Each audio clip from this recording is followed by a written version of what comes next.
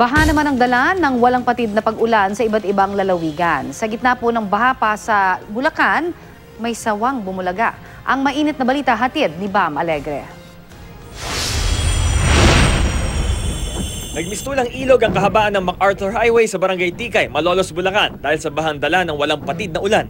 Bagamat ilang motorista ang nangahas na bumiyahe sa highway, dahan-dahan naman ang kanilang takbo. Halos lumampas na sa gulong ng mga sasakyan ng baha. Mahigit 100 naman ang lumikas matapos rumagasa ang tubig mula sa umapaw na ilog sa Marilao. Sa gilid ng highway sa barangay Saug Bayan, nagpalipas ng gabi ang ilan sa mga lumikas. Kwento nila, hanggang dibdib na baha ang kanilang naranasan, kaya't kinailangan lumikas. Hindi man mabigyan ng lugar na tutulugan, namahagi naman ng relief goods ang lokal na pamahalaan.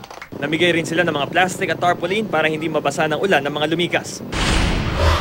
Sa gitna naman ng mga pag-ulan at baha, isang sawa ang nahuli habang lumalangoy sa baha sa loob ng isang bahay. Sa bidyong ito, makikita habang inuhuli mula sa tubig ang naturang sawa. Para mahuli, kinailangan daw nila itong kuryentehin. Mahigit 6 na talampakan umano ang haba nito.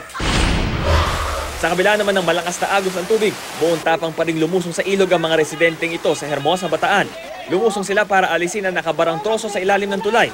Ang 4 na bahay sa tabi ng ilog nasira dahil sa lakas ng agos ng tubig. Nawasak din ang ilang riprap matapos tamaan ng mga troso. Ang barangay Almacen, mistulang lawa na dahil sa baha.